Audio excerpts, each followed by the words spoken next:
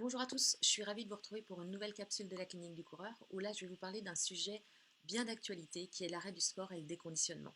Alors les situations de vie un peu singulières dans lesquelles on est aujourd'hui nous ont fait tous diminuer notre activité sportive, même si pour autant certains essayent de remplacer par des activités qu'on n'avait pas l'habitude de faire comme des WOD, comme du renforcement musculaire, comme des exercices en intervalle à haute intensité. Pour autant, on a quand même diminué globalement notre pratique sportive et puis on a aussi diminué notre activité physique au quotidien, ne serait-ce que par le fait qu'on en ait moins de déplacements.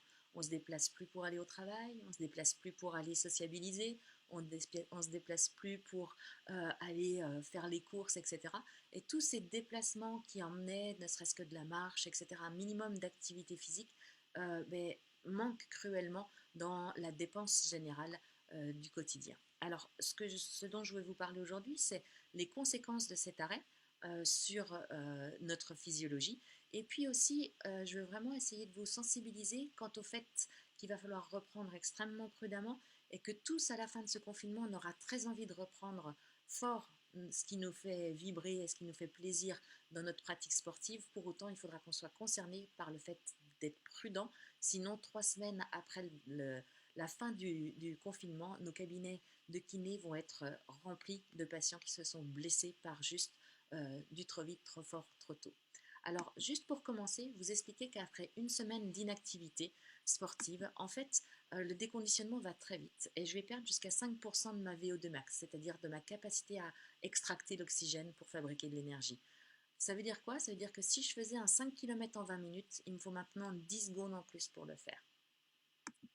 Au bout de 2 à 3 semaines, je vais perdre pas loin de 12% de ma VO2 max.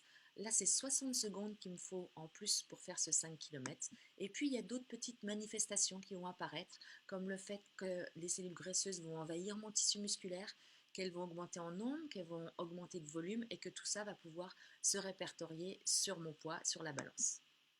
Après 4 à 5 semaines d'inactivité, là c'est pas loin de 15% de ma VO2 max que je vais perdre. Donc pour un 5 km, je vais mettre 3 minutes de plus pour le réaliser. Et si on continue, après 2 mois d'inactivité, là c'est 26% de VO2 max que j'ai perdu. Et là je ne vais même pas faire un 5 km parce que je suis juste complètement déprimée quant au fait d'imaginer le temps que ça va me prendre pour le faire. Alors, il y a aussi d'autres choses qui vont accompagner ce déconditionnement, c'est notamment forcément la prise de poids et puis l'augmentation du risque d'hypertension artérielle, le risque d'hypercholestérolémie, le risque de diabète, le risque de dépression, qui sont toutes des pathologies en lien avec la sédentarité. On n'en est pas là. Pour autant, on a quelques recommandations à vous faire avec la clinique du coureur. La règle numéro un, c'est vraiment de comprendre que notre corps est fait sur un modèle biologique. Ça veut dire quoi? Ça veut dire que notre corps s'adapte dans la mesure où le stress mécanique, c'est-à-dire la contrainte mécanique qui lui est appliquée, n'est pas supérieur à sa capacité d'adaptation. Si l'on veut traduire ça autrement, on pourrait dire si je ne fais rien, mon corps se désadapte. C'est-à-dire que si je ne sollicite pas mes structures musculaires, cartilagineuses, articulaires, tendineuses, osseuses, toutes ces structures-là vont finir par se désadapter et par avoir une capacité maximum à subir de la contrainte de plus en plus faible. Autre chose importante à prendre en considération, c'est que si je dépasse ma ligne rouge, c'est-à-dire ma capacité maximum à subir de la contrainte, et que ce faisant, j'écoute pas trop ce que mon corps me dit et que je la redépasse de façon trop proche, et ainsi de suite plusieurs fois d'affilée, je vais rentrer dans ce qu'on appelle la mésadaptation, qui fait le siège de la pathologie chronique, où finalement, à chaque fois que je dépasse ma ligne rouge, elle chute, et vu que j'attends pas suffisamment et que je la redépasse, elle chute un petit peu plus bas, et finalement je vais me retrouver dans une situation où j'ai l'impression que moins j'en fais et pire ça va. Dans le sens où au début je commençais à avoir mal au tendon d'Achille après 10-12 km de course, et puis là c'est après 8, et puis après c'est 6, et puis après c'est 4, et après j'ai mal quasiment tout le temps.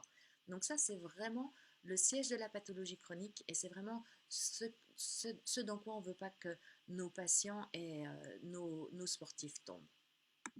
La clé, c'est d'être dans le bon dosage. C'est vraiment la règle numéro 2.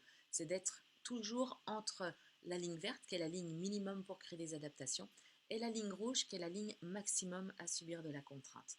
Et puis vous voyez que si on est savamment entre ces deux lignes de façon régulière, répétitive, eh ben les deux vont finir par augmenter et petit à petit, ma ligne rouge, ma capacité à subir de la contrainte va réaugmenter et je vais pouvoir retrouver mes capacités d'avant confinement ou d'avant déconditionnement.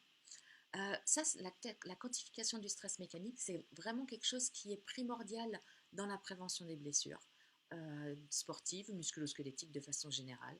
Dans le traitement, c'est 80% du traitement des pathologies musculo-squelettiques, la bonne compréhension de la quantification du stress mécanique et le bon dosage des exercices que votre thérapeute va vous donner.